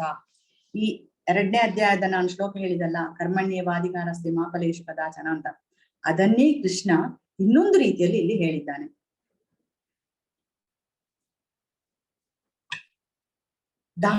ದಾಸರ ಹಾಡು ನಿಮಗೆಲ್ಲ ಗೊತ್ತೇ ಇದೆ. ದಾಸರು ಎಷ್ಟು ಚಂದವಾಗಿ ನಮ್ಗೆ ಅರ್ಥವಾಗುವ ರೀತಿಯಲ್ಲಿ ಈ ಗೀತೆಯ ಸಾರಾಂಶವನ್ನು ಕೊಟ್ಟಿದ್ದಾರೆ, ಭಗವದ್ಗೀತೆಯ ಭಾಗವತದ ಸಾರಾಂಶಗಳನ್ನು ಕೊಟ್ಟಿದ್ದಾರೆ ಅಂತ. ನಾನು ಇಲ್ಲಿ ಒಂದು ಪುರಂದರದಾಸರ ಒಂದು ಹಾಡನ್ನು ಇಲ್ಲಿ ಓದ್ತೇನೆ. ಹ್ಯಾಂಗೆ ಬರೆದಿತ್ತೋ ಪ್ರಾಚೀನದಲ್ಲಿ ಹಾಂಗೆ ಇರಬೇಕು ಸಂಸಾರದಲ್ಲಿ, ಪಕ್ಷಿ ಅಂಗಳದಲ್ಲಿ ಬಂದು ಕೂತಂತೆ ಆ ಕ್ಷಣದಲ್ಲಿ ಹಾರಿ ಹೋದಂತೆ. ಅಂದ್ರೆ ಹಕ್ಕಿಗಳು ನಾವು ಅಂಗಳದಲ್ಲಿ, ನಮ್ಮ ಅಂಗಳದಕ್ಕೆ ಬರ್ತದೆ, ಒಂದೆರಡು ಕಾಳುಗಳನ್ನು ತಿಂತವೆ, ಹಾರಿ ಹೋಗ್ತದೆ. ಅದಕ್ಕೆ ಯಾವುದೇ ಆ ಅಂಗಳದ ಮೇಲೆ ಯಾವುದೇ ಅಧಿಕಾರ ಇಲ್ಲ, ಅದಕ್ಕೆ ಅದು ಬಯಸುವುದೂ ಇಲ್ಲ. ಸಂತೆ ನೆರೆಯಿತು ನಾನಾ ಪರಿ ತಿರುಗಿ ಹಿಡಿಯಿತು ತಮ್ಮ ದಾರಿ. ಈಗಲೂ ಕೆಲವು ಸಣ್ಣ ಸಣ್ಣ ಪೇಟೆಗಳಲ್ಲಿ ವಾರದ ಸಂತೆ ಅಂತ ನಡೀತದೆ, ಗೊತ್ತುಂಟಲ್ಲ ನಿಮ್ಗೆ, ಗೊತ್ತಿರ್ತದೆ ಎಲ್ರಿಗೂ. ಅವತ್ತು ನಾವು ಅಲ್ಲಿ ಹೋಗಿ ತರಕಾರಿಗಳನ್ನೆಲ್ಲ ತಗೊಂಡು ಬರ್ತೇವೆ. ನಮ್ಗೆ ಏನ್ ಬೇಕೋ ಫ್ರೆಶ್ ಆಗಿ ಜನರು ಅವರವರು ಬೆಳೆದಂತಹ ತರಕಾರಿಗಳಂತಂದು ಮಾರ್ತಾರೆ. ದೊಡ್ಡ ಮೈದಾನದಲ್ಲಿ ಅಂತಹ ಸಂತೆ ನಡೀತದೆ. ಬೆಳಿಗ್ಗೆ ಬರ್ತಾರೆ, ಅವರವರ ವಸ್ತುಗಳನ್ನು ಅವರು ವಿಕ್ರಯ ಮಾಡ್ತಾರೆ, ಸಂಜೆ ಆಗುವಾಗ ಎದ್ಕೊಂಡು ಹೋಗ್ತಾರೆ. ಅವರಿಗೆ ಆ ಮೈದಾನದ ಮೇಲೆ ಯಾವುದೇ ಹಕ್ಕಿಲ್ಲ, ಅದನ್ನು ಅವರು ಬಯಸುವುದೂ ಇಲ್ಲ. ಅದೇ ರೀತಿ ಆಡುವ ಮಕ್ಕಳು ಮನೆಯ ಕಟ್ಟಿದರು, ಆಟ ಸಾಕೆಂದು ಮುರಿದು ಓಡಿದರು. ಸಣ್ಣ ಮಕ್ಕಳು ಆಟ ಆಡುವಾಗ ಅಥವಾ ಈ ಸಮುದ್ರ ದಂಡೆಯಲ್ಲೆಲ್ಲ ನೀವು ನೋಡಿರ್ಬೋದು, ಸಣ್ಣ ಸಣ್ಣ ಮಕ್ಕಳು ಒಂದು ಗೋಪುರದ ಹಾಗೆ ಕಟ್ತಾರೆ, ಆಮೇಲೆ ಅದನ್ನೇ ಅವರು ಕಾಲಲ್ಲಿ ಒದ್ದು ಮುಗಿಸಿ ಓಡಿ ಹೋಗ್ತಾರೆ. ಅವರಿಗೆ ಅದರ ಮೇಲೆ ಆಸೆ ಇಲ್ಲ, ಅದು ಕ್ಷಣಿಕ. ವಸತಿಕಾರರು ವಸತಿಗೆ ಬಂದಂತೆ ಹೊತ್ತಾರೆದ್ದು ಹೊರಟು ಹೋದಂತೆ, ಸಂಸಾರ ಪಾಶವ ನೀನೇ ಬಿಡಿಸಯ್ಯ ಕಂಸಾರಿ ಪುರಂದರ ವಿಠಲ ಅಂತ ದಾಸರು ಬರೀತಾರೆ. ಅಂದ್ರೆ ಈ ರೀತಿಯ ಒಂದು ಕರ್ಮಫಲದ ಬಂಧನಗಳನ್ನುಂಟಲ್ಲ, ಇದನ್ನು ನಾವೇ ಕತ್ತರಿಸ್ಕೊಳ್ಬೇಕು. ಅಂದ್ರೆ ಇದನ್ನ ನಾನು ಏನೂ ಬಯಸೋದಿಲ್ಲ ಅಂತ ಹೇಳಿ ಕೆಲಸ ಮಾಡದೆ ಕೂತ್ರೆ ಆಗುದಿಲ್ಲ. ಕೃಷ್ಣನ ಹತ್ರವೇ ನಾವು ಕೇಳಿಕೊಳ್ಬೇಕು, ಇದನ್ನು ಈ ಬಂಧನದಿಂದ ನನ್ನನ್ನು ಬಿಡಿಸು ಅಂತ ಹೇಳಿ ನಾವು ಕೃಷ್ಣನಿಗೆ ಶರಣಾಗತರಾದಾಗ ಮಾತ್ರ ಇದಕ್ಕೆ ಒಂದು ದಾರಿ ಸಿಗ್ತದೆ ಅಂತ ಹೇಳಿ ಹೇಳುವುದಕ್ಕೆ ಉದಾಹರಣೆಯಾಗಿ ನಾನು ಹಾಡನ್ನು ಹಾಡಿದೆ, ಇಲ್ಲಿ ಹೇಳಿದ್ದೇನೆ. ಕೃಷ್ಣ ಹೇಳ್ತಾನೆ, ನಾವು ಹೇಗೆ ಬದುಕಿದರೆ ಸುಖವಾಗಿ, ಎಲ್ರಿಗೂ ಸುಖವಾಗಿ ಬದುಕಲಿಕ್ಕೆ ಆಸೆ ಅಲ್ವಾ? ಎಲ್ಲರ ಉದ್ದೇಶ ಸುಖವಾಗಿ ಬದುಕುವುದು. ಯಾವ ರೀತಿ ಸುಖವಾಗಿ ಅಂದ್ರೆ ಬೇರೆ ಬೇರೆ ರೀತಿ ನೋಡ್ತಾ ಇರ್ತಾರೆ ಅವರು, ಸುಖವಾಗಿ ಬದುಕಲಿಕ್ಕೆ. ಆದ್ರೆ ಹೇಗೆ ಬದುಕಿದ್ರೆ ಸುಖ ಅಂತ ಹೇಳೋದನ್ನು ಇಲ್ಲಿ ಕೃಷ್ಣ ಹೇಳ್ತಾನೆ. ಯಾವ ರೀತಿ ಕಮಲದ ಹೂ ಎಲ್ಲಿ ಇರ್ತದೆ? ಸರೋವರದಲ್ಲಿ ಇರ್ತದೆ. ಅದರ ಎಲೆಗಳ ಮೇಲೆ ಒಂದು ಬೊಟ್ಟು ನೀರು ಹಾಕಿದ್ರು ಅದು ನಿಲ್ಲುವುದಿಲ್ಲ, ಅದು ಜಾರಿ ಹೋಗ್ತದೆ ಅಲ್ವಾ? ಕಮಲದ ಎಲೆ ನೀರಿನಲ್ಲಿ ಇದ್ರೂ ಕೂಡ ಅದು ಒದ್ದೆ ಆಗಿರುವುದಿಲ್ಲ, ಅದನ್ನು ಹೊರಗೆ ತೆಗೆದ್ರೆ ಅದು ಒದ್ದೆ ಆಗಿರುವುದಿಲ್ಲ, ಒಣಗಿದ ಹಾಗೆ ಇರ್ತದೆ. ಆ ರೀತಿ ನಾವು ಈ ಸಂಸಾರದಲ್ಲಿ ಇರ್ಬೇಕು ಅಂತ ಕೃಷ್ಣ ಹೇಳ್ತಾನೆ. ಆ ರೀತಿ ನಾವು ಕೆಲಸ ಮಾಡ್ಬೇಕು. ಕೆಲವರಿಗೆ ಕಾಣ್ಬೋದು, ಕೃಷ್ಣ ಪ್ರಜ್ಞೆಯಲ್ಲಿ ಕೆಲಸ ಮಾಡುವವರು ನೋಡಿದ್ರೆ ಅವರು ಐಹಿಕ ರೀತಿಯಲ್ಲಿ ಐಹಿಕವಾಗಿ ಹೇಗೆ ಕೆಲಸ ಮಾಡ್ತಾರೆ ಆ ರೀತಿ ಕೆಲಸ ಮಾಡುವವರಾಗಿ ಅವರು ಕಾಣಬಹುದು. ಆದ್ರೆ ಅವರಿಗೆ ಮನಸ್ಸಿನಲ್ಲಿ ಯಾವ ಬಂಧನಗಳು ಇರುವುದಿಲ್ಲ. ಅವರು ನಿರ್ಲಿಪ್ತರಾಗಿ, ಯಾವುದೇ ಆಸೆಗಳಿಲ್ಲದೆ, ಯಾವುದರ ಬಗ್ಗೆಯೂ ಆಲೋಚನೆ ಮಾಡದೆ, ಇದು ಕೃಷ್ಣನಿಗೋಸ್ಕರ ಮಾಡುವ ಕೆಲಸ. ಕೃಷ್ಣ ಈ ರೀತಿ ನನ್ನಿಂದ ಮಾಡಿಸ್ತಾ ಇದ್ದಾನೆ, ಅವನ ಕೈಯಲ್ಲಿರುವ ಆಯುಧ ನಾನು ಅಂತ ಹೇಳುವ ರೀತಿಯಲ್ಲಿ ಕೆಲಸ ಮಾಡ್ತಾ ನಿರ್ಲಿಪ್ತರಾಗಿರ್ತಾರೆ. ಆದ್ರೆ ಆ ರೀತಿಯ ನಿರ್ಲಿಪ್ತತೆ ಅಥವಾ ಆ ರೀತಿಯ ಒಂದು ಭಾವನೆ ನಮ್ಗೆ ಬರ್ಬೇಕಾದ್ರೂ ಕೂಡ ನಾವು ಪ್ರಯತ್ನ ಪಟ್ರೆ ಆಗುವುದಿಲ್ಲ. ಕೃಷ್ಣನ ಹತ್ರ ನಾವು ಬೇಡಿಕೊಳ್ಬೇಕು, ಗುರುಗಳ ಹತ್ರ ನಾವು ವರವನ್ನು ದಯಪಾಲಿಸು, ಇಂತಹ ಒಂದು ಮನಸ್ಸನ್ನು ಕೊಡು, ಫಲಗಳನ್ನು ತ್ಯಾಗ ಮಾಡುವಂತಹ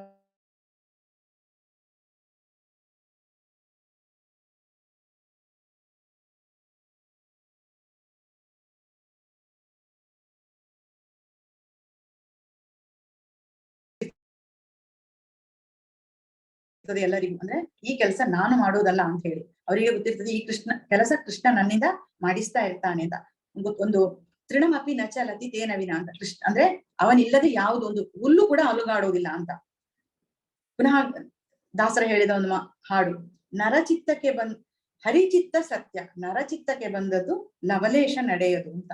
ಅಂದ್ರೆ ಏನು ಕೃಷ್ಣ ಬಯಸ್ತಾನೋ ಅದು ಮಾತ್ರ ಆಗ್ತದೆ, ನಾವು ಪ್ರಯತ್ನ ಪಟ್ರೆ ಯಾವುದು ಆಗುದಿಲ್ಲ. ಆದ್ರಿಂದ ಕೃಷ್ಣನ ಹತ್ರ ನಾವು ಪ್ರತಿ ಬಾರಿಯೂ ಒಂದೊಂದು ಕೆಲಸ ಮಾಡುವಾಗ್ಲೂ ಕೈ ಮುಗಿದು ಕೇಳ್ಬೇಕು, ಕೃಷ್ಣ ನಿನ್ನ ಆಜ್ಞೆಯಂತೆ ನಾನು ಈ ಕೆಲಸ ಮಾಡ್ತಾ ಇದ್ದೇನೆ, ನಿನ್ನ ಇಚ್ಛೆ ಇದು, ಈ ರೀತಿ ಕೆಲಸ ಮಾಡುವುದು ಬಹುಶಃ ಇದು ನಿನ್ನ ಇಚ್ಛೆ, ಈ ನಿನ್ನಿಚ್ಛೆಯಂತೆ ನಾನು ಕೆಲಸ ಮಾಡ್ತಾ ಇದ್ದೇನೆ, ಇದರ ಇದರಲ್ಲಿ ಬರುವಂತ ಯಾವುದೇ ಪ್ರತಿಫಲಗಳು ನಿನಗೆ ಅರ್ಪಿತ ಅಂತ ಹೇಳಿ ನಾವು ಕೆಲಸ ಮಾಡಿದ್ರೆ ಅದರಿಂದ ಬರುವಂತ ಯಾವುದೇ ಕರ್ಮ ಫಲಗಳು ನಮಗೆ ಅಂಟೋದಿಲ್ಲ. ಈ ರೀತಿ ಕೃಷ್ಣ ಪ್ರಜ್ಞೆಯಲ್ಲಿ ಇರುವವನು, ಅವನಿಗೆ ನಾನು ಹಾಗೆ ಹೇಳಿದಲ್ಲ, ರಾತ್ರಿ ಆಗ್ಲಿ ಹಗಲಾಗ್ಲಿ ಬೇಸಿಗೆ ಆಗ್ಲಿ ಚಳಿಗಾಲವಾಗ್ಲಿ ಮಳೆಗಾಲವಾಗ್ಲಿ ಎಲ್ಲವನ್ನು ಒಂದೇ ರೀತಿಯಾಗಿ ಅವನು ನೋಡ್ಲಿಕ್ಕೆ ಶುರು ಮಾಡ್ತಾನೆ. ಅಂತಹ ಒಂದು ಭಾವನೆ ಅವನಲ್ಲಿ ಬರ್ತದೆ. ಅಂದ್ರೆ ದುಃಖಕ್ಕೆ ಅವನು ಕುಗ್ಗುವುದಿಲ್ಲ, ಸುಖ ಬಂದಾಗೆ ಅವನು ಹಿಗ್ಗುವುದೂ ಇಲ್ಲ, ಎಲ್ಲವನ್ನು ನಿರ್ಲಿಪ್ತತೆಯಿಂದ ಅಂದ್ರೆ ಜ್ಞಾನದಿಂದ. ದುಃಖ ಬಂದ್ರೆ ಮುಂದೆ ಸುಖ ಬರ್ತದೆ, ರಾತ್ರಿ ಆದ್ರೆ ಹಗಲಾಗ್ತದೆ, ಮಳೆ ಬಂದ್ರೆ ಮುಂದೆ 2-3 ತಿಂಗಳಲ್ಲಿ ಬೇಸಿಗೆ ಬರ್ತದೆ ಅಂತ ಹೇಳುವ ಜ್ಞಾನದಿಂದ ನಿರ್ಲಿಪ್ತನಾಗಿರ್ತಾನೆ. ಅದರ ಬಗ್ಗೆ ಹೆಚ್ಚು ತಲೆ ಕೆಡಿಸ್ಕೊಳ್ಳಿಕ್ಕೆ ಅವನು ಹೋಗುದಿಲ್ಲ. ಅಂಥವನು ಒಂದು ಅವನು ಎಲ್ಲಾ ಜೀವಿಗಳನ್ನು ಸಮಾನವಾಗಿ, ಅದು ಅಷ್ಟು ಮಾತ್ರ ಅಲ್ಲ, ಅವನು ಎಲ್ಲಾ ಜೀವಿಗಳನ್ನು ಒಂದು ಸಮಾನವಾಗಿ ನೋಡ್ತಾನೆ. ಒಂದು ಪಂಡಿತನನ್ನು, ಜ್ಞಾನವಿರೋ ಪಂಡಿತನನ್ನು ನೋಡಿದ್ರು ಕೂಡ, ಒಂದು ಆನೆಯನ್ನು ನೋಡಿದ್ರು ಕೂಡ, ಒಂದು ಹಸುವನ್ನು ನೋಡಿದ್ರು ಕೂಡ, ಒಂದು ನಾಯಿ ತಿನ್ನುವವರು ಅಂತ ಇರ್ತಾರೆ ಕೆಲವರು, ಚಾಂಡಲರು ಅಂತ ಹೇಳ್ತಾರೆ, ಈಗಿನ ಕಾಲದಲ್ಲಿ ಇಲ್ಲ ಅದು, ಅಂಥವರನ್ನು ಕೂಡ ಅವನು ಒಂದೇ ರೀತಿ ನೋಡ್ತಾನೆ. ವಿದ್ಯಾ ವಿನಯ ಸಂಪನ್ನೆ ಬ್ರಾಹ್ಮಣೆ ಗವಿಹಸ್ತಿನಿ ಶುನಿ ಚೈವ ಶ್ವಪಾಕೇಚ ಪಂಡಿತ ಸಮದರ್ಶಿನಃ ಅಂತ. ಅಂದ್ರೆ ಜ್ಞಾನ ಇರುವವರು, ಈ ಕೃಷ್ಣ ಪ್ರಜ್ಞೆಯಲ್ಲಿ ಕೆಲಸ ಮಾಡುವವರು, ಕೃಷ್ಣನೇ ನಮ್ಮ ಪರಮ ಗುರಿ ಅಂತ ಹೇಳುವ ಒಂದು ಜ್ಞಾನ ಇರುವವರು, ವಿನಯ ಸಂಪನ್ನರಾದ ಬ್ರಾಹ್ಮಣರನ್ನು, ಹಸುವನ್ನು, ಆನೆಯನ್ನು, ನಾಯಿಯ ಮಾಂಸ ತಿನ್ನುವವನನ್ನು ಒಂದೇ ರೀತಿ ಕಾಣ್ತಾರೆ. ಅವರು ಯಾರಲ್ಲಿಯೂ ಯಾವ ಜೀವಿಗಳಲ್ಲೂ ಭೇದ ಭಾವ ಮಾಡುವುದಿಲ್ಲ. ಅವರು ದೊಡ್ಡವರು, ಅವರಿಗೆ ಜಾಸ್ತಿ ಮರ್ಯಾದೆ, ಇವರು ಹಣ ಇಲ್ಲದವರು, ಇವರಿಗೆ ಅಷ್ಟು ಮರ್ಯಾದೆ ಕೊಡಬೇಕಾಗಿಲ್ಲ ಅಂತ ಹೇಳುವಂತಹ ಭಾವನೆ ಅವನಲ್ಲಿ ಬರೋದಿಲ್ಲ. ಎಲ್ಲರನ್ನೂ ಅವನು ಒಂದೇ ರೀತಿಯಾಗಿ ಕಾಣ್ತಾನೆ. ಅಷ್ಟು ಮಾತ್ರ ಅಲ್ಲ, ಅವನಿಗೆ ಗೊತ್ತುಂಟು, ನನ್ನ ಹೃದಯದಲ್ಲಿರುವ ಪರಮಾತ್ಮನೇ ಅವರ ಹೃದಯದಲ್ಲಿ ಕೂಡ ಇದ್ದಾನೆ. ಆ ಪರಮಾತ್ಮನಿಗೆ ಅವನು ಮರ್ಯಾದೆ ಕೊಡ್ತಾನೆ. ಆದ್ರಿಂದ ಮರ್ಯಾದೆ ಕೊಡುವಂತಹ ಒಂದು ಭಾವನೆ ಅವನಲ್ಲಿ ಇರ್ತದೆ. ನನ್ನಲ್ಲಿರುವ ದೇವರೇ ಅವರ ಆತ್ಮದಲ್ಲಿ ಅಲ್ಲೂ ಇದ್ದಾನೆ, ಪರಮಾತ್ಮನಾಗಿ ಅಲ್ಲಿದ್ದಾನೆ. ಕೃಷ್ಣ ಎಲ್ಲರ ಹೃದಯಗಳಲ್ಲೂ ಪರಮಾತ್ಮನಾಗಿ ನೆಲೆಸಿದ್ದಾನೆ. ಆದ್ರಿಂದಲೇ ಈ ಜಗತ್ತು ನಡೀತಾ ಇರುವುದು. ಆ ಪರಮಾತ್ಮ ಎದ್ದು ಹೋದ್ರೆ ನಾವೆಲ್ಲ ಶವಗಳು, ಅದು ಗೊತ್ತುಂಟಲ್ಲ, ಎಲ್ಲರಿಗೂ ಗೊತ್ತಿರುವಂತ ವಿಷಯಗಳೇ. ಆದ್ರಿಂದ ಆ ದೇವರನ್ನು ನೋಡುವ ಮೂಲಕ ಅಲ್ಲಿರುವ ದೇವರು, ನನ್ನ ಹೃದಯದಲ್ಲಿರುವ ದೇವರು ಒಂದೇ, ಅವರ ಹೃದಯದಲ್ಲಿರುವ ದೇವರು ಕೂಡ ಒಬ್ಬನೇ ಅಂತ ಹೇಳುವುದನ್ನು ಅವನು ಅರ್ಥ ಮಾಡಿಕೊಂಡಿದ್ರಿಂದ ಅವನು ಆ ರೀತಿ ನಡೆದುಕೊಳ್ಳಿಕ್ಕೆ ಆಗ್ತದೆ. ಅಷ್ಟು ಮಾತ್ರ ಅಲ್ಲ, ಇವರು ಯಾರು ಕೃಷ್ಣ ಪ್ರಜ್ಞೆಯಲ್ಲಿ ಕೆಲಸ ಮಾಡ್ತಾರೋ ಅವರು ಹೊರಗಿನ ಇಂದ್ರಿಯ ಸುಖ ಕೊಡುವಂತಹ ಹೊರಗಿನ ವಸ್ತುಗಳ ಮೇಲೆ ಅಷ್ಟು ಒಂದು ಅಟ್ಯಾಚ್ಮೆಂಟ್ ಇಟ್ಕೊಂಡಿರುವುದಿಲ್ಲ. ಅಂದ್ರೆ ಅದರ ಮೇಲೆ ತುಂಬಾ ವಿಪರೀತ ವ್ಯಾಮೋಹ ಅವರಿಗೆ ಇರುವುದಿಲ್ಲ. ಯಾವುದನ್ನು ಅವರು ಕೃಷ್ಣ ಪ್ರಜ್ಞೆಗೆ ಬಳಸುವುದರಿಂದ ಅವರಿಗೆ ಅಂತಹ ವ್ಯಾಮೋಹ ಏನಿರುವುದಿಲ್ಲ. ಅಂದ್ರೆ ವಸ್ತುವಿನ ಮೇಲೆ ವ್ಯಾಮೋಹ ಇರುವುದಿಲ್ಲ. ವಸ್ತು ಬೇಕು ಅವರಿಗೆ, ಆದ್ರೆ ಅದರಿಂದ ಅವರು ಆ ವಸ್ತುವನ್ನು ಉಪಯೋಗ ಮಾಡಿಕೊಂಡವರು ಕೃಷ್ಣನನ್ನು ಹೇಗೆ ಪಡಿಬಹುದು ಅಂತ ಹೇಳುವುದನ್ನು ಆಲೋಚನೆ ಮಾಡುತ್ತಾರೆ ವಿನಃ ವಸ್ತುವಿನ ಮೇಲೆ ಅವರಿಗೆ ಯಾವುದೇ ವಿಶೇಷ ವ್ಯಾಮೋಹ ಇರುವುದಿಲ್ಲ. ಈಗ ಉದಾಹರಣೆಗೆ ನೀವೊಂದು ಕಾರ್ ತಗೊಳ್ತೀರಿ. ಕಾರ್ ತಗೊಳ್ಳುವಾಗ ನೀವೇನು ಆಲೋಚನೆ ಮಾಡ್ತೀರಿ, ಈ ಕಾರ್ನಲ್ಲಿ ನಾನು ಈ ಕಾರನ್ನು ನಾನು ದೇವಸ್ಥಾನಕ್ಕೆ ಹೋಗ್ಲಿಕ್ಕೆ, ಅಥವಾ ಯಾವುದೇ ಒಂದು ಪ್ರವಚನ ಕೇಳಲಿಕ್ಕೆ ಹೋಗ್ಲಿಕ್ಕೆ, ಅಥವಾ ಒಂದು ಭಗವದ್ಗೀತೆ ಕ್ಲಾಸ್ ಏನಾದ್ರೂ ಆಗ್ತಿದ್ರೆ ಅಲ್ಲಿ ಹೋಗಿ ಕೇಳಲಿಕ್ಕೆ ನಾನು ಇದನ್ನು ಯೂಸ್ ಮಾಡ್ತೇನೆ ಅಂತ ಹೇಳುವ ಉದ್ದೇಶದಿಂದ ತಗೊಂಡಿರ್ತೀರಿ ನೀವು ಅದನ್ನು. ನಿಮಗೆ ಆಗ ಅದರ ಮೇಲೆ ಅಂತಹ ವಿಪರೀತ ಮೋಹ, ಅಂದ್ರೆ ನಿಮ್ಮ ಗುರಿ ಅದ್ರಲ್ಲಿ ಹೋಗುದು, ಆದಷ್ಟು ಬೇಗ ಕ್ಲಾಸಿಗೆ ಹೋಗುದು, ಆದಷ್ಟು ಬೇಗ ದೇವಸ್ಥಾನಕ್ಕೆ ಹೋಗುದು ಬರುದು, ಅದಷ್ಟು ಮಾತ್ರ ನಿಮ್ಮ ಗುರಿ. ಇನ್ನೊಬ್ಬರ ಹತ್ರ ಅದಕ್ಕಿಂತ ಒಂದು ದೊಡ್ಡ ಕಾರ್ಯ ಇರಬಹುದು, ಅದನ್ನ ನೋಡುವಾಗ ನಿಮಗೆ ಆಸೆ ಆಗುದಿಲ್ಲ. ಆ ಕಾರಲ್ಲಿ ಹೋದ್ರೂ ದೇವಸ್ಥಾನಕ್ಕೆ ಹೋಗ್ತದೆ, ನಿಮ್ಮ ಹಳತು ಕಾರಲ್ಲಿ ಹೋದ್ರೂ ದೇವಸ್ಥಾನಕ್ಕೆ ಹೋಗ್ತದೆ, ಗುರಿ ಒಂದೇ ಅಲ್ವಾ. ಆದ್ರಿಂದ ಅದರ ಬಗ್ಗೆ ಅವನು ಹೆಚ್ಚ ಚಿಂತನೆಯನ್ನು ಮಾಡ್ಲಿಕ್ಕೆ ಹೋಗುದಿಲ್ಲ. ಇಲ್ಲಿ ಒಂದು ಉದಾಹರಣೆ ಕೊಡ್ಬೋದು. ಆಮೆ ಆಮೆ ಹೇಗೆ, ಅದೊಂದು ಚಿಪ್ಪಿನಲ್ಲಿ ಅಡಗಿರ್ತದೆ. ಯಾವಾಗ ಅಗತ್ಯ ಉಂಟು ಆಗ ಮಾತ್ರ ಅದು ತನ್ನ ಕೈಕಾಲುಗಳನ್ನು ಹೊರಗೆ ಹಾಕ್ತದೆ, ಇಲ್ಲದಿದ್ರೆ ಅದು ಕೈಕಾಲುಗಳನ್ನು ಒಳಗಿಟ್ಟು ಬಚ್ಚಿಟ್ಕೊಂಡು ಹಾಗೆ ಬಿದ್ದಿರ್ತದೆ. ನಾವು ಕೂಡ ಅಗತ್ಯ ಇರುವಾಗ ಮಾತ್ರ ನಮ್ಮ ಇಂದ್ರಿಯಗಳನ್ನು ಯೂಸ್ ಮಾಡಿಕೊಂಡು, ನಮ್ಗೆ ಅಗತ್ಯ ಇಲ್ಲ ಅಂತ ಅನ್ನಿಸಿದಾಗ ಅದನ್ನು ಕಂಟ್ರೋಲ್ ಅಲ್ಲಿ ಇಟ್ಕೊಂಡು ನಾವು ಕೃಷ್ಣ ಪ್ರಜ್ಞೆಯಲ್ಲಿ ಕೆಲಸ ಮಾಡ್ಬೇಕು ಅಂತ ಕೃಷ್ಣ ಹೇಳ್ತಾನೆ.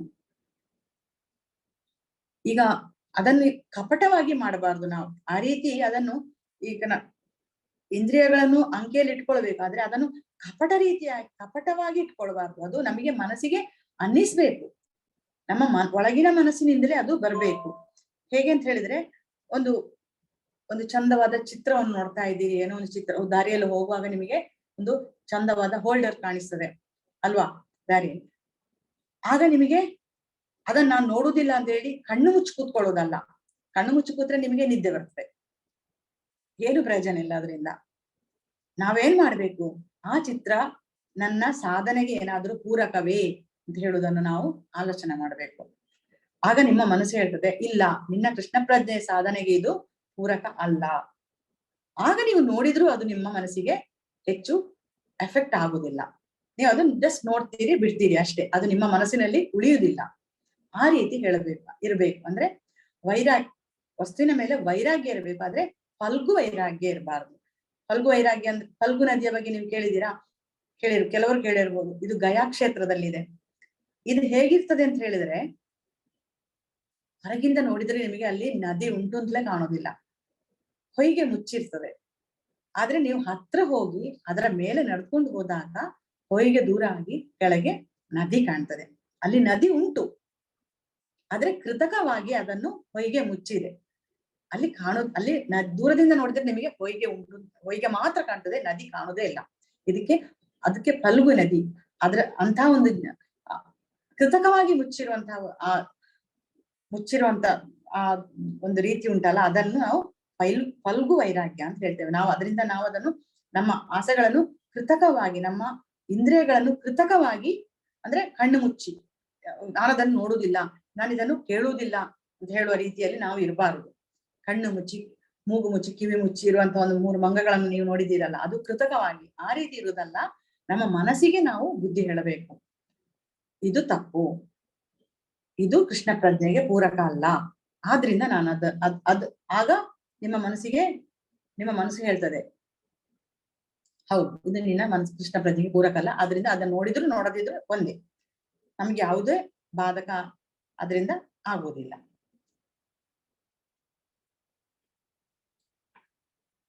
ಆ ರೀತಿ ಮುಂದಿನ ಶ್ಲೋಕಕ್ಕೆ ಹೋಗಿ.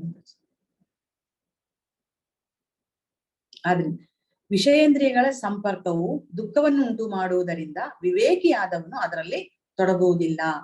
ಕುಂತಿ ಪುತ್ರನಾದ ಅರ್ಜುನನೇ, ಇಂತಹ ಸುಖಗಳಿಗೆ ಆದಿಯೂ ಅಂತ್ಯವೂ ಉಂಟು, ಆದ್ದರಿಂದ ವಿವೇಕಿಯಾದವನು ಅವುಗಳಲ್ಲಿ ಸಂತೋಷ ಪಡುವುದಿಲ್ಲ ಅಂತ. ಏಹಿ ಸಂಸ್ಪರ್ಶಜಾ ಭೋಗ ದುಃಖ ಯೋನಯ ಏವತೆ ಆದ್ಯಂತವಂತ ಕೌಂತೆಯ ನತೇಶು ರಮತೆ ಬುಧಃ ಅಂತ. ವಿಷಯೇಂದ್ರಿಯಗಳ ಸಂಪರ್ಕವು ದುಃಖವನ್ನುಂಟು ಮಾಡುವುದರಿಂದ ವಿವೇಕಿಯಾದವನು ಅದರಲ್ಲಿ ತೊಡಗುವುದಿಲ್ಲ. ಕುಂತಿಪುತ್ರನಾದ ಅರ್ಜುನನೇ, ಇಂತಹ ಸುಖಗಳಿಗೆ ಆದಿಯೂ ಅಂತ್ಯವೂ ಉಂಟು, ಆದ್ದರಿಂದ ವಿವೇಕಿಯಾದವನು ಅವುಗಳಲ್ಲಿ ಸಂತೋಷ ಪಡುವುದಿಲ್ಲ. ಅಂದ್ರೆ ಇಂದ್ರಿಯ ಸುಖಕ್ಕಾಗಿ ಬಯಸುವಂತಹ ವಸ್ತುಗಳಲ್ಲಿ ಇರುವಂತಹ ಸುಖ ಅತ್ಯಲ್ಪ, ಅದಕ್ಕೆ ಒಂದು ಕೊನೆ ಉಂಟು ಅಂತ ಕೃಷ್ಣ ಹೇಳ್ತಾನೆ. ಆದ್ರಿಂದ ಅದರ ಬಗ್ಗೆ ಹೆಚ್ಚು ವ್ಯಾಮೋಹ ನಿನಗೆ ಬೇಡ ಅಂತ ಹೇಳ್ತಾನೆ. ನಾನಾಗಿ ಹೇಳಿದ ಉದಾಹರಣೆ ಆಗಿ, ಒಂದು ಕಾರು ಉಂಟು, ನಿಮ್ಗೆ ಅದು ಒಂದು ಹೊಸತ್ತು ಕಾರ್ ತಗೊಳ್ತೀರಿ ನೀವು, ಅದಂತೂ ಭಾರಿ ದೊಡ್ಡ ಕಾರು, ತುಂಬಾ ಹಣ ಕೊಟ್ಟು ತಗೊಂಡಿದ್ದೀರಿ, ಎಲ್ರು ನಿಮ್ಮ ಹತ್ರ ಕೇಳ್ತಾರೆ, ಓ ಹೊಸ ಕಾರ್ ತಗೊಂಡಿದ್ದೀರಿ, ಎಷ್ಟು ಕೊಟ್ರಿ, ಅದರ ಫೀಚರ್ಸ್ ಏನು ಅಂತ ನೀವು ಅದನ್ನು ಭಾರಿ ಚಂದವಾಗಿ ವಿವರಿಸ್ತೀರಿ, ನಿಮಗೂ ಅದರಲ್ಲಿ ಇಂಟ್ರೆಸ್ಟ್.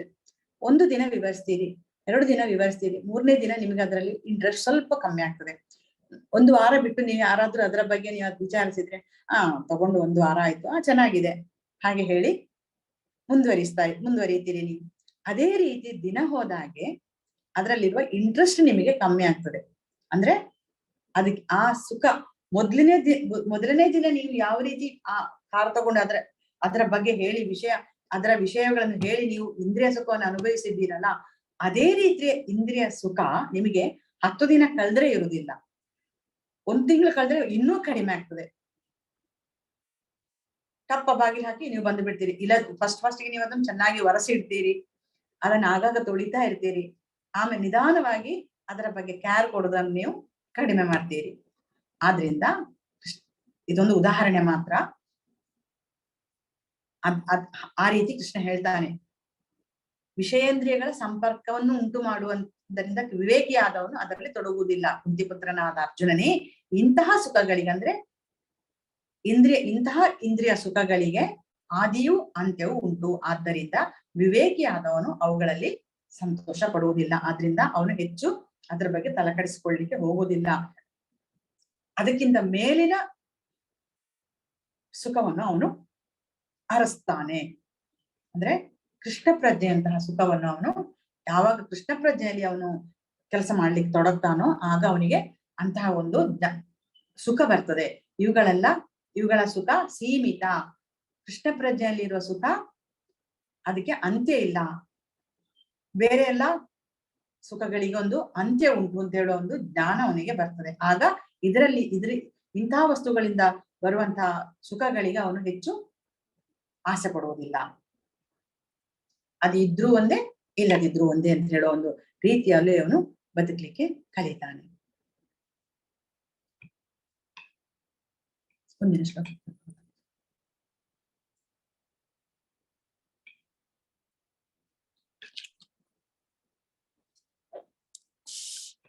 ಭೋಕ್ತಾರಂ ಯಜ್ಞ ತಪಸಾಂ ಸರ್ವಲೋಕ ಮಹೇಶ್ವರಂ ಸುಹೃದಂ ಸರ್ವಭೂತಾನಾಂ ಜ್ಞಾತ್ವಾ ಮಾಂ ಶಾಂತಿ ಮೃಚ್ಛತಿ. ಆದ್ರಿಂದ ನನ್ನ ವಿಷಯವಾಗಿ ಸಂಪೂರ್ಣ ಪ್ರಜ್ಞೆ ಇಟ್ಕೊಂಡು ಎಲ್ಲಾ ಯಜ್ಞಗಳ ಮತ್ತು ತಪಸ್ಸುಗಳ ಕಟ್ಟಕಡೆಯ ಭೋಕ್ತೃ ನಾನೇ, ಎಲ್ಲಾ ಲೋಕಗಳ ಮತ್ತು ದೇವತೆಗಳ ಪರಮ ಪ್ರಭು ನಾನೇ, ಮತ್ತು ಎಲ್ಲಾ ಜೀವಿಗಳ ಉಪಕಾರಿಯೂ ಹಿತೈಷಿಯೂ ನಾನೇ ಎಂದು ಅರಿತ ಮನುಷ್ಯನು ಐಹಿಕ ದುಃಖಗಳ ಯಾತನೆಯಿಂದ ಮುಕ್ತನಾಗಿ ಶಾಂತಿಯನ್ನು ಪಡೆಯುವನು. ಇದು ಕೃಷ್ಣನ 5ನೇ ಅಧ್ಯಾಯದ ಸಾರಾಂಶ. ಕೊನೆಯದಾಗಿ ಕೃಷ್ಣ ಹೀಗೆ ಹೇಳ್ತಾನೆ, ಭೋಕ್ತಾರಂ ಯಜ್ಞ ತಪಸಾಂ ಸರ್ವಲೋಕ ಮಹೇಶ್ವರಂ ಸುಹೃದಂ ಸರ್ವಭೂತಾನಾಂ ಜ್ಞಾತ್ವಾ ಮಾಂ ಶಾಂತಿ ಮೃಚ್ಛತಿ. ನನ್ನ ವಿಷಯವನ್ನು ಸಂಪೂರ್ಣ ಪ್ರಜ್ಞೆಯನ್ನು ಇಟ್ಕೊಂಡು ಎಲ್ಲಾ ಯಜ್ಞಗಳ ಒಡೆಯ ನಾನೇ, ಯಾರಿಗೆ ಕೆಲಸ ಮಾಡಿದ್ರು ಅದನ್ನು ಕೃಷ್ಣಾರ್ಪಣ ಕೊಟ್ರೆ ಅಲ್ಲಿಗೆ ಅದು ಕೃಷ್ಣನಿಗೆ ಅರ್ಪಿತ ಆಯ್ತು. ನೀವು ನೋಡಿರ್ಬೋದು, ದೇವಸ್ಥಾನದಲ್ಲಿ ಯಾವುದೇ ಒಂದು ಪೂಜೆ ಮಾಡಿದ್ರು ಆಮೇಲೆ ಬ್ರಹ್ಮಾರ್ಪಣ ಅಂತ ಕೊಡಿಸ್ತಾರೆ. ಅದ್ರಲ್ಲಿ ಏನ್ ಮಾಡ್ತಾರೆ, ಇದು ಕೃಷ್ಣಾರ್ಪಣ ಅಂತ ನಾವು ಹೇಳಿ ಬಿಡ್ತೇವೆ. ಅಂದ್ರೆ ಯಾವ ಪೂಜೆ ಮಾಡಿದ್ರು ಅದು ಕಟ್ಟಕಡೆಯಾಗಿ ಹೋಗಿ ಸೇರುವುದು ಕೃಷ್ಣನಿಗೆ. ಎಲ್ಲಾ ಲೋಕಗಳ ಮತ್ತು ದೇವತೆಗಳ ಪರಮಪ್ರಭು ನಾನೇ. ನಾವು ಹಿಂದಿನ ಅಧ್ಯಾಯದಲ್ಲಿ ನೋಡಿದ್ದೇವೆ, ಯಾವ ಯಜ್ಞ ಮಾಡಿದ್ರು ಯಜ್ಞಗಳ ಅಧಿಪತಿಗಳು ಅಂದ್ರೆ ವರುಣ, ಇಂದ್ರ, ವಾಯು ಯಾರು ಕೂಡ ನಿಮಗೆ ಮಳೆ ಬೆಳೆಯನ್ನು ಕೊಡ್ಬೇಕಾದ್ರೆ ಅದಕ್ಕೆ ಕೃಷ್ಣನ ಅನುಮತಿ ಬೇಕು. ಕೃಷ್ಣನಿಂದ ನಿಯೋಜಿಸಲ್ಪಟ್ಟ ಅವರು ಅಧಿಕಾರಿಗಳು. ಅವನಿಂದ ಗ್ರಾಂಟ್ ಆಗದೆ ಅಂದ್ರೆ ಅವನಿಂದ ಯಾವುದೇ ರೀತಿಯ ಅನುಮತಿ ಪಡೆಯದೆ, ಅವನ ಅನುಮತಿ ಇಲ್ಲದೆ ಇವರಿಗೆ ಕೊಡುವ ಅಧಿಕಾರ ಇಲ್ಲ ಅಂತ ಹೇಳಿ ಕೃಷ್ಣ ಹೇಳ್ತಾನೆ. ಎಲ್ಲಾ ಜೀವಿಗಳ ಉಪಕಾರಿಯೂ ಹಿತೈಷಿಯೂ ನಾನೇ, ಅವರ ಮೂಲಕ ನಾನು ಎಲ್ಲರಿಗೂ ಉಪಕಾರವನ್ನು ಮಾಡ್ತಾ ಇದ್ದೇನೆ, ಎಲ್ಲರ ಹಿತವನ್ನು ನಾನು ಕಾಪಾಡ್ತಾ ಇದ್ದೇನೆ ಅಂತ ಹೇಳಿ ಕೃಷ್ಣ ಹೇಳಿದ್ದಾನೆ. ಇದನ್ನು ಇಂಥ ಒಂದು ಜ್ಞಾನವನ್ನು ಅರಿತವನು ಐಹಿಕ ದುಃಖಗಳ ಯಾತನೆಯಿಂದ ಮುಕ್ತನಾಗಿ ಶಾಂತಿಯನ್ನು ಪಡೆಯುತ್ತಾನೆ ಅಂತ ಹೇಳಿ ಕೃಷ್ಣ ಹೇಳ್ತಾನೆ. ಇದು 5ನೇ ಅಧ್ಯಾಯದ ಕೃಷ್ಣನ ಸಾರಾಂಶ. 5ನೇ ಅಧ್ಯಾಯ ಈ ರೀತಿ. 5ನೇ ಅಧ್ಯಾಯದಲ್ಲಿ ಏನೆಲ್ಲ ಅಂದ್ರೆ, ಮೊದಲಿಗೆ ಸನ್ಯಾಸ ಅಥವಾ ಕರ್ಮಯೋಗ, ಕರ್ಮ ಸನ್ಯಾಸವೇ ಅಥವಾ ಕರ್ಮಯೋಗವೇ ಅಂತ 1ನೇ ಶ್ಲೋಕದಲ್ಲಿ ಬರ್ತದೆ. 1ನೇ ಶ್ಲೋಕದಲ್ಲಿ ಕೃಷ್ಣನ ಅರ್ಜುನನ ಒಂದು ಸಂಶಯ, ಕರ್ಮ ಯಾವ ರೀತಿ ಕರ್ಮ ಮಾಡಬೇಕು ಅಂತ ಹೇಳಿ, ಅಂದ್ರೆ 3 ಬೇರೆ ಬೇರೆ ರೀತಿ ನೀನು ಹೇಳಿದ್ದಿ ಹಿಂದೆ ಎಲ್ಲ, ಆದ್ರಿಂದ ಯಾವ ರೀತಿ ಕರ್ಮ ಮಾಡ್ಬೇಕು ಅಂತ ಹೇಳಿ ದೃಢ ನಿಶ್ಚಯದಿಂದ ಹೇಳು, ನನಗೆ ಒಂದನ್ನೇ ಹೇಳು, ಯಾವುದು ನನಗೆ ಶ್ರೇಯಸ್ಸನ್ನು ಉಂಟು ಮಾಡ್ತದೆ ಅಂತ ಹೇಳುವ ಪ್ರಶ್ನೆಗೆ ಕೃಷ್ಣ ಇಷ್ಟೆಲ್ಲ ಉತ್ತರ ಕೊಟ್ಟಿದ್ದಾನೆ. ಯಾವುದು ಯಾವ ರೀತಿ ಮಾಡಿದ್ರೆ ನಿನಗೆ ಶ್ರೇಯಸ್ಸು ಸಿಗ್ತದೆ ಅಂತ ಹೇಳುವುದನ್ನು ಕೃಷ್ಣ ಈ ರೀತಿ ಹೇಳ್ತಾನೆ. ಕರ್ಮಯೋಗ ಮತ್ತು ಸನ್ಯಾಸ. ಕರ್ಮಯೋಗವೇ ಸನ್ಯಾಸ ಅಂದ್ರೆ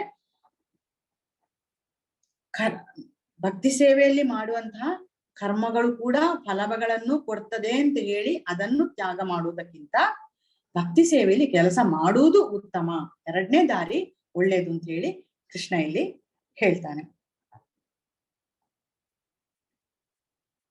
ಆಮೇಲೆ ಮುಂದುವರೆದು ಕೃಷ್ಣ ಹೇಳ್ತಾನೆ, ಯಾರು ಭಕ್ತಿಯಿಂದ ಕೆಲಸ ಮಾಡ್ತಾರೆ ಅವರಿಗೆ ಎಲ್ಲರೂ ಪ್ರಿಯರೇ, ಅವರು ಎಲ್ಲರನ್ನು ಒಂದೇ ರೀತಿಯಾಗಿ ನೋಡ್ತಾರೆ. ಅವನಿಗೂ ಎಲ್ಲರೂ ಪ್ರಿಯರೇ, ಅವನು ಯಾರಲ್ಲೂ ಭೇದ ಭಾವವನ್ನು ಮಾಡುವುದಿಲ್ಲ.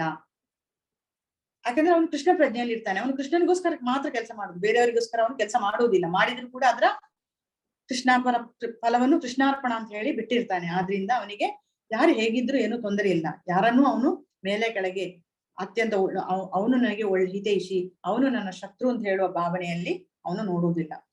ಅಷ್ಟು ಮಾತ್ರ ಅಲ್ಲ, ಯಾರು ಆಂತರ್ಯದಲ್ಲೇ ಸುಖಿಯಾಗಿರುತ್ತಾನೋ ಅವನು ಮುಕ್ತಿ ಹೊಂದುತ್ತಾನೆ. ಅಂದ್ರೆ ಕೃಷ್ಣ ಪ್ರಜ್ಞೆ ಮಾಡ್ತಾ ಅವನ ಮನಸ್ಸಿನಲ್ಲಿ ಪ್ರತಿ ನಿಮಿಷವೂ ಇರಬೇಕು, ನಾನು ಮಾಡುವ ಕೆಲಸ ಕೃಷ್ಣನಿಗೋಸ್ಕರ, ನಾನು ಮಾಡುವ ಕೆಲಸ ಕೃಷ್ಣನಿಗೋಸ್ಕರ. ಇದರಿಂದ ಕೃಷ್ಣನಿಗೆ ಸಂಪ್ರೀತಿ ಆಗ್ತದೆ. ಈ ಕೆಲಸ ಮಾಡ್ಲಿಕ್ಕೆ ಕೃಷ್ಣ ನನ್ನನ್ನು ನಿಯೋಜಿಸಿದ್ದಾನೆ. ಅವನ ಒಪ್ಪಿಗೆಯಿಂದ ನಾನು ಈ ಕೆಲಸ ಮಾಡ್ತಾ ಇದ್ದೇನೆ. ಬಹುಶಃ ಇದು ಕೃಷ್ಣನ ಇಚ್ಛೆ ಅಂತ ಒಂದು ಭಾವನೆಗಳನ್ನು ನಾವು ಬೆಳೆಸಿಕೊಂಡ್ರೆ ಆಗ ನಾವು ಸಂತೋಷವಾಗಿರ್ತೇವೆ, ನಮ್ಗೆ ಮುಕ್ತಿ ಬರ್ತದೆ, ನಾವು ಮುಕ್ತಿ ಹೊಂದುತ್ತೇವೆ ಅಂತ ಹೇಳಿ ಕೃಷ್ಣ 5ನೇ ಅಧ್ಯಾಯದಲ್ಲಿ ಹೇಳ್ತಾನೆ. ಅಷ್ಟು ಮಾತ್ರ ಅಲ್ಲ, ಮುಂದಿನ ಅಷ್ಟಾಂಗ ಯೋಗದ ಬಗ್ಗೆ ಕೂಡ ಇಲ್ಲಿ ಹೇಳ್ತಾನೆ ಕೃಷ್ಣ. ಅದನ್ನ ನಾವು ಮುಂದಿನ ಅಧ್ಯಾಯದಲ್ಲಿ ಯೋಗ ಅಂದ್ರೆ ಏನು, ಅಷ್ಟಾಂಗ ಯೋಗ ಅಂತ ಹೇಳಿ, ಅಷ್ಟಾಂಗ ಯೋಗದ ಮೂಲಕ ಕೂಡ ಮುಕ್ತಿ ಹೊಂದಬಹುದು ಅಂತ ಹೇಳಿ ಕೃಷ್ಣ ಇಲ್ಲಿ ಹೇಳ್ತಾನೆ. ಆದ್ರೆ ತುಂಬಾ ಸಂಕ್ಷಿಪ್ತವಾಗಿ ಹೇಳಿದ್ದಾನೆ ಇಲ್ಲಿ. 6ನೇ ಅಧ್ಯಾಯದಲ್ಲಿ ಅದರ ಬಗ್ಗೆ ಜಾಸ್ತಿ ಹೇಳ್ತಾನೆ. ಅಷ್ಟಾಂಗ ಯೋಗ ಮುಖ್ಯವೇ, ಅದನ್ನು ಈ ಕಾಲದಲ್ಲಿ ಮಾಡ್ಲಿಕ್ಕೆ ಸಾಧ್ಯವೇ, ಅಷ್ಟಾಂಗ ಯೋಗ ಅಂದ್ರೆ ಏನು ಅಂತ ಹೇಳೋ ಬಗ್ಗೆ ಕೃಷ್ಣ ಇಲ್ಲಿ 6ನೇ ಅಧ್ಯಾಯದಲ್ಲಿ ಹೇಳ್ತಾನೆ. ಅದನ್ನ ನಾವು ನಾಳೆ ನೋಡ್ಲಿಕ್ಕಿದ್ದೇವೆ. ಹರೇ ಕೃಷ್ಣ.